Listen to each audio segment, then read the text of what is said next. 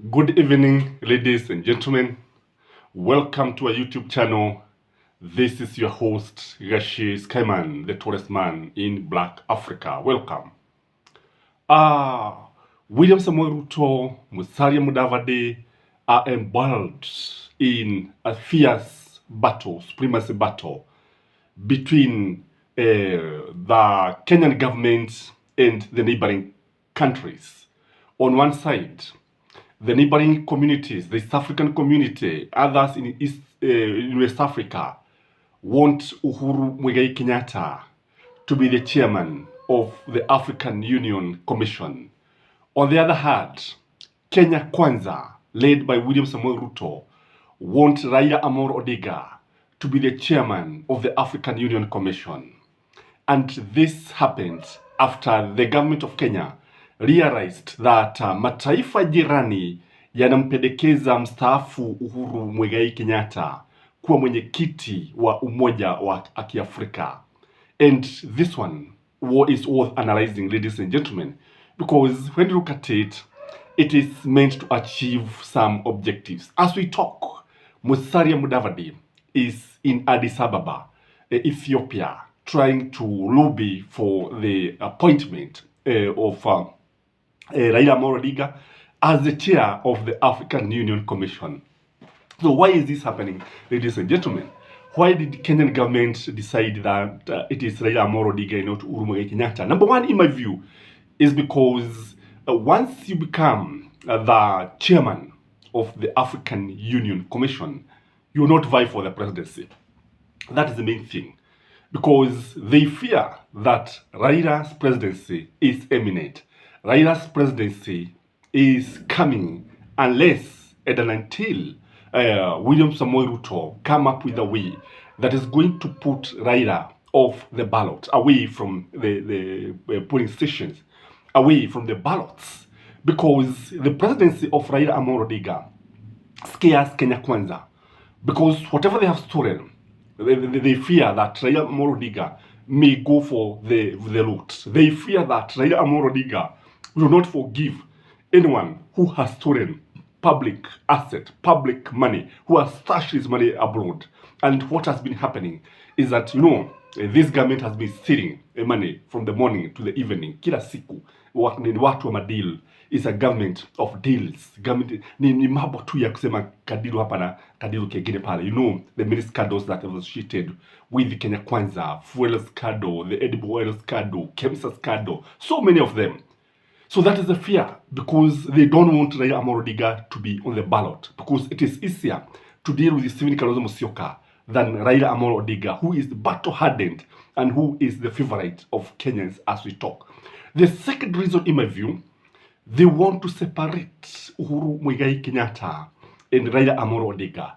Unajua, wakati ambapo Raila atakuwa ameteuliwa, utapata ya kwamba the brotherhood, hii mambo ya udugu kati ya Raila AMOLO ODINGA na Uhuru Kenyatta is something that actually hurts Kenya Kwanza. It is something that disturbs them, something that they fear that huu udugu unaweza kuleta mambo mengi. Huu udugu ni udugu ambao unaweza kuzaa matunda mengi sana. And if Uhuru Kenyatta is going to throw his weight behind Raila AMOLO ODINGA in Mount Kenya the second time, I can tell you, William Ruto, there will be no need even going for the ballots, because he'll be humiliated. And I know he knows this. And the fact that these two leaders have been very close, they have been working very closely, they have been consulting each other. One is the chairman of Azimio, the other one is the leader of Azimio.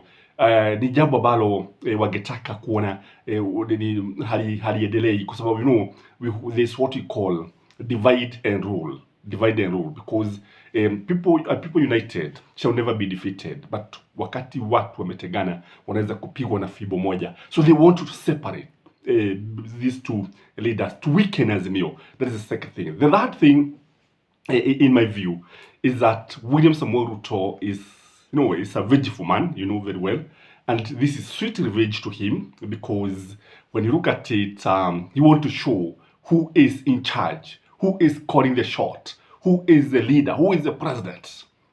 We are not disputing that William Samoei Ruto is the president, but this message should sink clearly to William Samoei Ruto, sorry, that it should sink to Uhuru Muigai Kenyatta, that after all, sasa ni mimi kusema wewe ulikuwa unanifanya hivi wakati ambapo nilikuwa naibu wako. Wewe ulikuwa unaniambia nisiende nje, nisifanye hivi, huku unatakia mazuri, ulikataa kuniunga mkono. Kumbuka vile ambavyo William Samoei Ruto alikuwa anaonyesha hasira nyingi, hasira za mkizi, kule kufika kwake au kuchafuka roho ni jambo ambalo lilikuwa linajitokeza wazi kabisa kama mchana wa jua.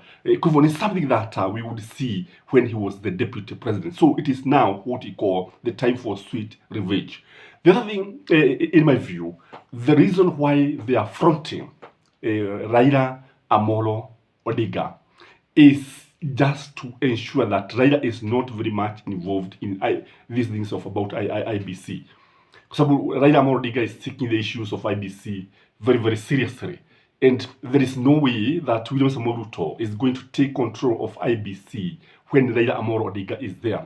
Raila AMOLO ODINGA want to be involved in the appointment of persons who are going to lead IBC, including the chairman himself. But when you look at Uhuru Muigai Kenyatta is least involved.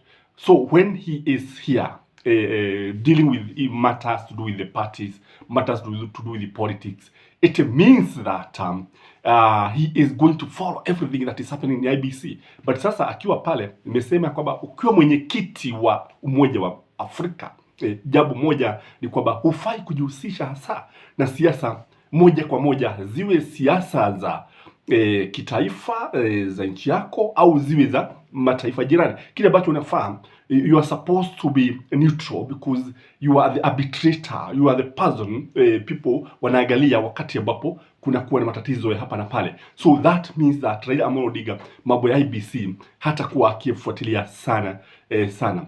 The other thing, in my view, if you ask me, there seems to be a handshake. There seems to be a handshake between Raila AMOLO ODINGA and William Samoei Ruto. A soft handshake. Because the question that we should be asking ourselves is Raila AMOLO ODINGA going to accept this? If you look at Raila AMOLO ODINGA of late, utaona kwamba ule uhasama ambao ulikuwa kati yake na William Samoei Ruto haupo. Ukitazama haupo, kusema kweli haupo. And when you look at it, Raila AMOLO ODINGA is dealing with William Samoei Ruto with some cautions here and there.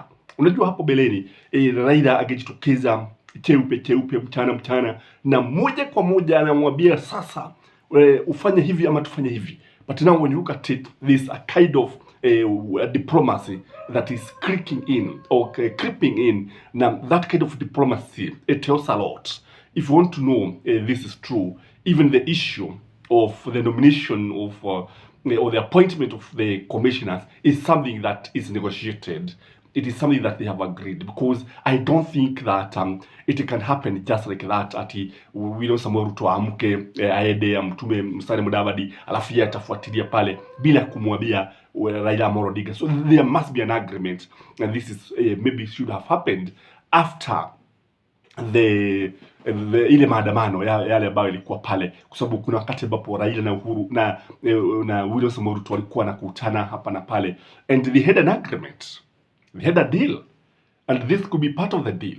This could be part of something that a deal, some of the terms, some of the agreements that they agreed before the Raila AMOLO ODINGA called of maandamano.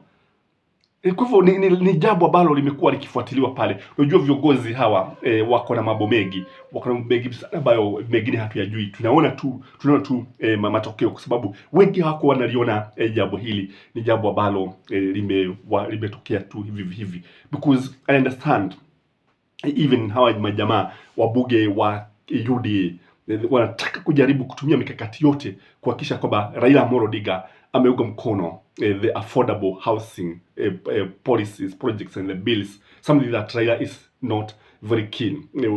Lakini ukitazama utaona kwamba this one is if it happens, if Raila AMOLO ODINGA becomes the chair of the African Union, do you support that, ladies and gentlemen? Whom do you prefer? Is it Uhuru Muigai Kenyatta? is it Raila AMOLO ODINGA? Because from where I sit, I would prefer UHURU Kenyatta, because he's not interested with elective politics. And he can put it very, very well. So Raila should be left to continue with politics here, because he has helped this nation. And his mission is not yet done. Have a great day, ladies and gentlemen. Bye-bye.